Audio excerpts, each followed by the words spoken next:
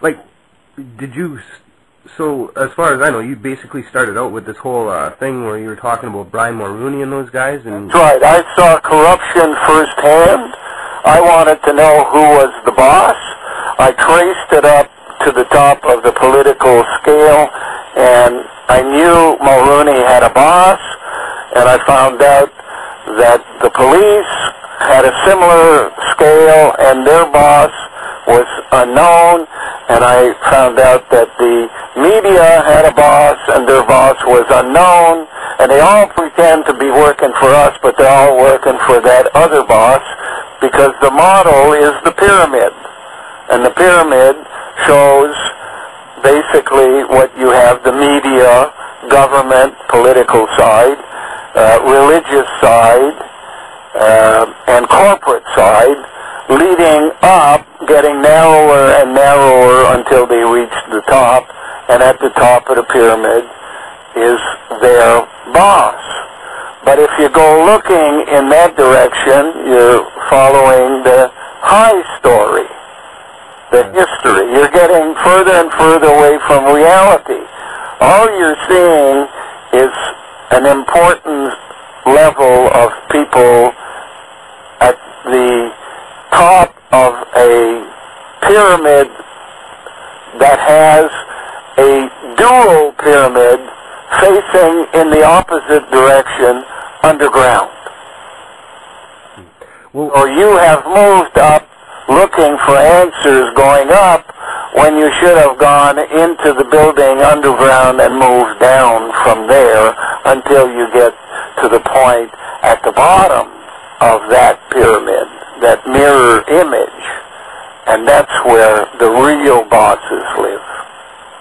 So all that stuff like, say, Jordan Maxwell talks about, and Michael Tessarian, they're all disinformation? Absolutely. The word max comes from the word ox. An ox is used to mislead bulls. I heard his name was taken from Jordanius Maximus or something like that. Well, they all come down the line because they were all there before him. But in any event, an AX is the same thing as an OX, and an OX, if you look at Spain, for example, they have bullfights. The bulls are brought in. They come to a place they don't know. They're put in a corral outside a town they don't know. So local ox is put inside the corral.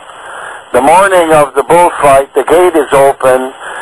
The people make a lot of noise and scare the bulls.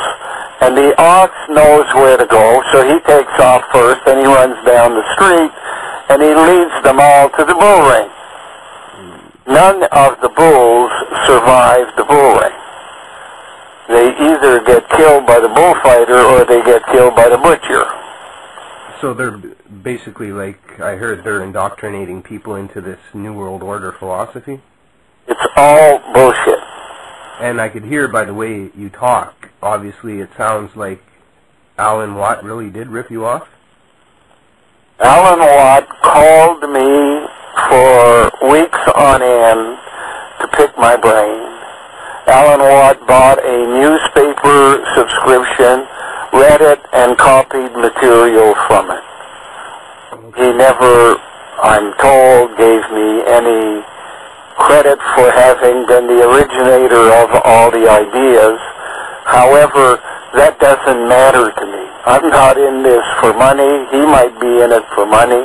I'm in this to find the few people in the world who still have a functioning brain and can understand something that is not spoken in an 8-second soundbite. Yeah. Well, that's what I find my whole problem with looking into this stuff is I'm not the smartest guy in the world. Don't have to be the most intelligent. You have to observe, analyze, and conclude. Yeah. And in order to do that, you have to have a certain maturity. That's why they say life begins at 40. Because until you're 40, you don't really come across all of the information. By the time you're 40, you've seen multiple versions of all the things that happen. at least twice, sometimes 3, 4 times. You've lived the same kind of activities. And you have a feel for things that you can't have until you've arrived there. Yeah, I guess it takes a long time before you start to be able to sort through the disinformation, too. Absolutely. Like, I was fooled by, like, Alex Jones and Jordan Maxwell and all those people. It took me 47 years. Yeah. Before I finally latched on to the truth. And I'm now 68 years old. So it took me 20 years after I clued in to get to where I am today. And I probably know more on the subject than anybody in the world if, for example, I take for a fact that 16,000 people were coming to my website, therefore causing the system a major problem. 16,000 people every day at the end, so their control mechanisms had to step in and block me from posting.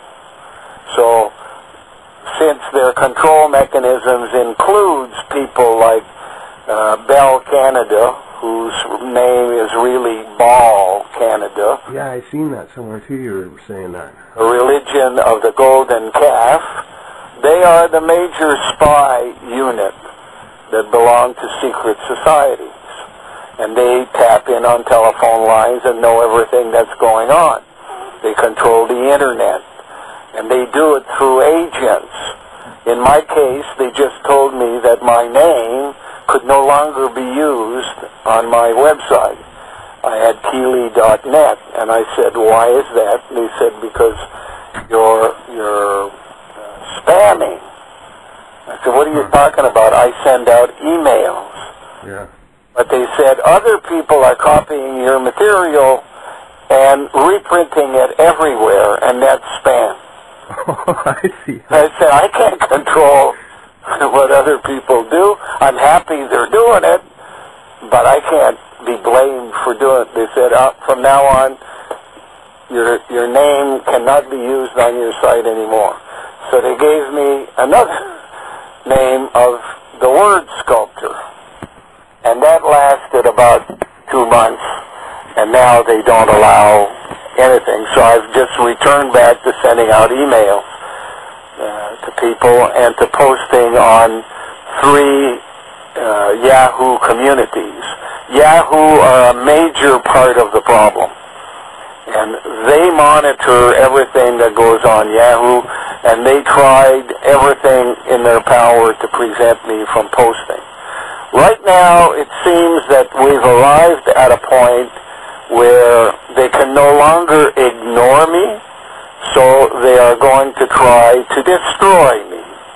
They can't do it by shooting me through the head because too many people respond when something like that happens by investigating further. So it'd be more of a character. They're going to try to do something to discredit me or kill me with cancer or something, you know. Yeah, usually they do the character assassination, I guess, eh? Yeah. But you see, I'm a little harder to character assassinate because I spent 3 years on Parliament Hill asking Brian Mulroney to stop stealing. And I created the Canadian Institute for Political Integrity. And anybody that reads my material knows I keep pointing the finger at the thieves who are running our world, including Revenue Canada and the IRS in the U.S., Shell Oil. Yeah, I asked somebody about, like, looking into things in Canada, and all they could give me was, like, they said look into the Bronfman family and Maurice Strong. Canada is more important than the U.S.